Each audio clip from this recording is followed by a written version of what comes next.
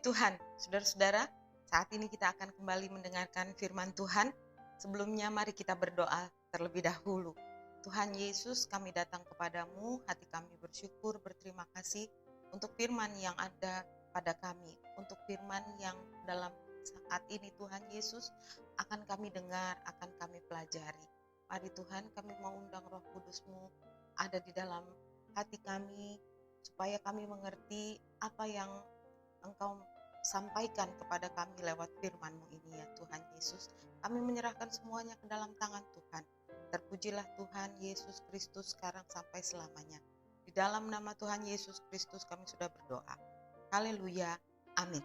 Puji Tuhan, saudara-saudara, saya mengajak kita semua untuk membuka dalam Alkitab kita di dalam 2 Korintus 11 ayat 1 dan 2.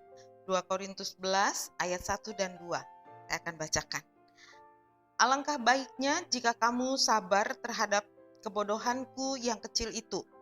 Memang kamu sabar terhadap aku. Sebab aku cemburu kepada kamu dengan cemburu ilahi.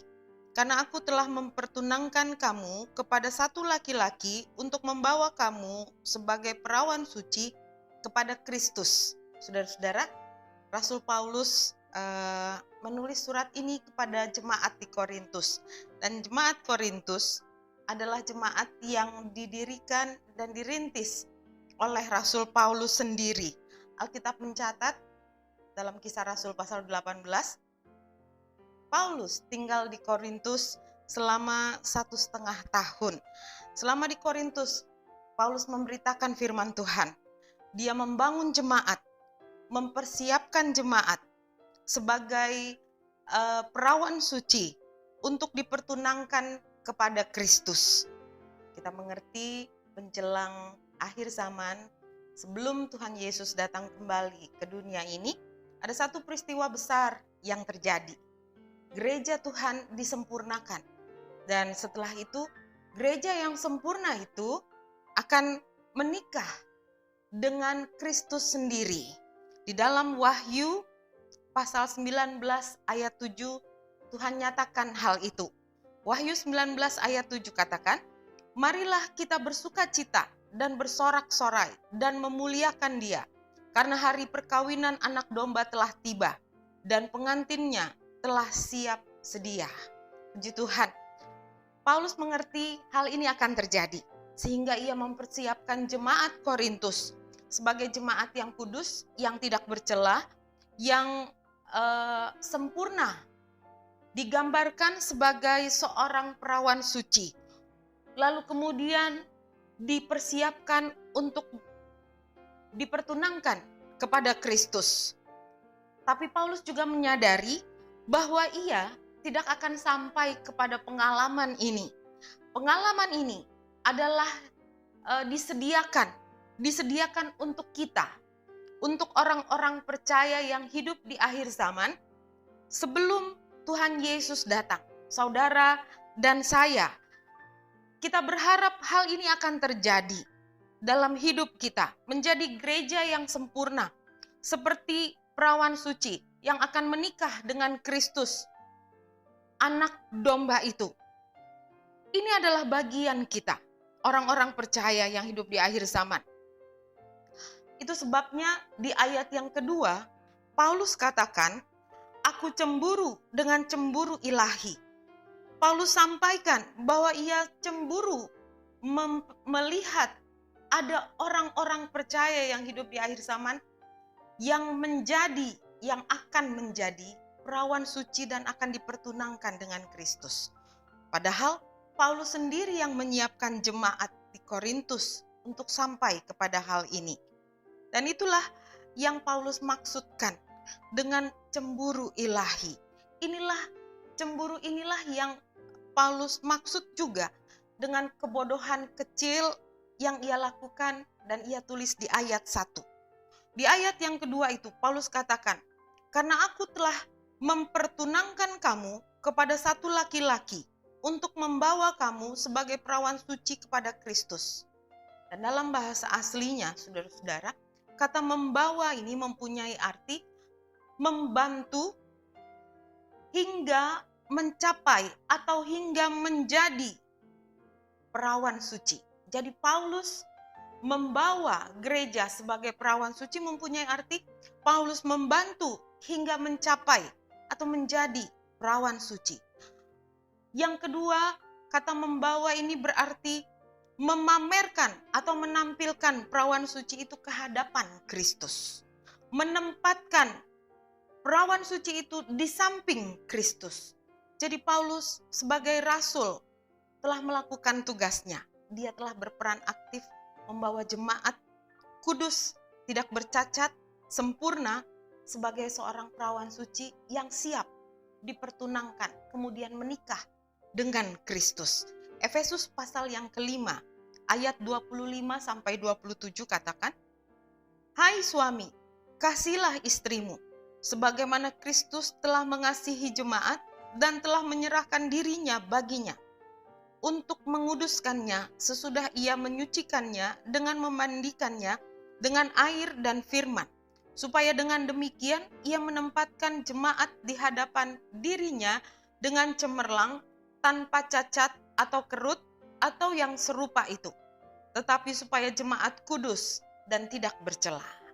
Ini adalah peran Yesus, saudara-saudara. Yesus Kristus sendiri juga berperan aktif supaya kita sebagai jemaat, supaya kita sebagai orang-orang percaya ini menjadi gereja Tuhan yang sempurna, yang tidak bercacat, yang tidak bercela, menjadi pengantin dari Kristus sendiri. Dalam Kolose 1 ayat 28 sampai 29 dikatakan, "Dialah yang kami beritakan, apabila tiap-tiap orang kami nasihati dan tiap-tiap orang kami ajari dengan segala hikmat, untuk memimpin tiap-tiap orang kepada kesempurnaan dalam Kristus. Itulah yang kuusahakan dan kupergumulkan dengan segala tenaga sesuai dengan kuasanya yang bekerja dengan kuat di dalam aku." Baik Kristus, baik hamba-hamba Tuhan, termasuk Paulus, semua berusaha atau berupaya supaya jemaat gereja Tuhan, saudara dan saya, menjadi gereja Tuhan yang sempurna, saudara-saudara. Untuk kemudian kita menjadi pengantinnya Kristus. Wahyu pasal 19 ayat 7 dan 8. Ayat 7 tadi kita sudah baca. Tapi saya mau ajak sekali lagi kita membacanya. Ayat 7 dan 8 dari Wahyu 19 katakan, "Marilah kita bersukacita dan bersorak-sorai dan memuliakan Dia, karena hari perkawinan anak domba telah tiba, dan pengantinnya telah siap sedia. Dan kepadanya dikaruniakan supaya memakai kain lenan halus yang berkilau-kilauan dan yang putih bersih." Gereja, orang-orang percaya, yaitu saudara dan saya, harus menjadi gereja Tuhan yang sempurna. Tapi ada syaratnya, saudara-saudara. Hal itu tidak akan terjadi begitu saja.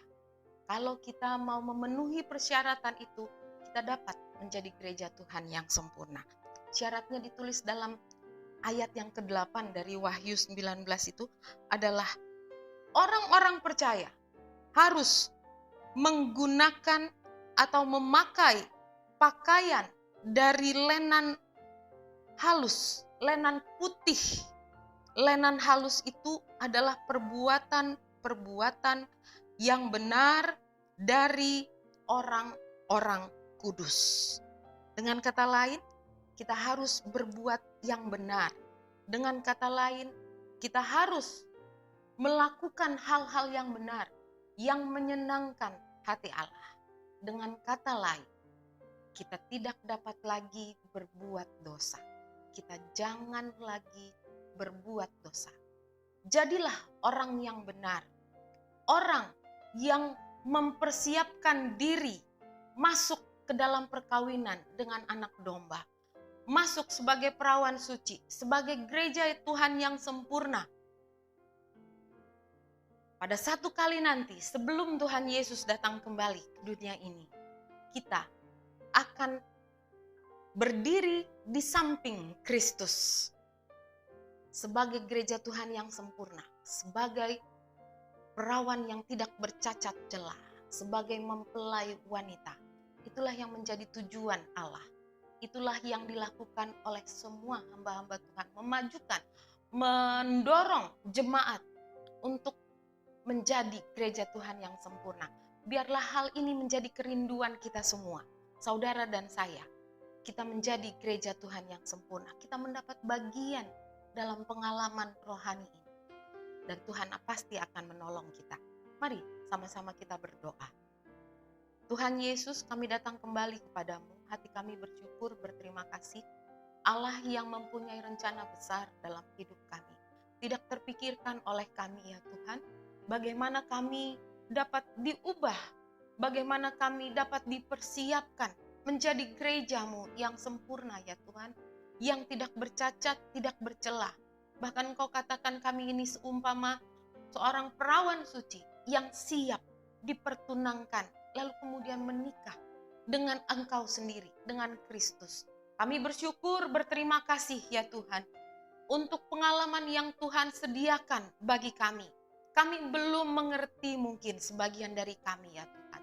Kami belum mencapainya, tapi dengan iman Tuhan Yesus, kami katakan kami rindu, kami alami hal itu terjadi dalam hidup kami. Biarlah Allah sendiri yang menolong kami. Kami menyerahkan seluruh hidup kami. Kami hidup benar di hadapan Tuhan. Kami berbuat benar. Kami memakai pakaian lenan putih yang halus, yaitu perbuatan-perbuatan benar dari orang-orang kudus. Tuhan kiranya tolong kami, menjauhkan diri kami dari segala dosa.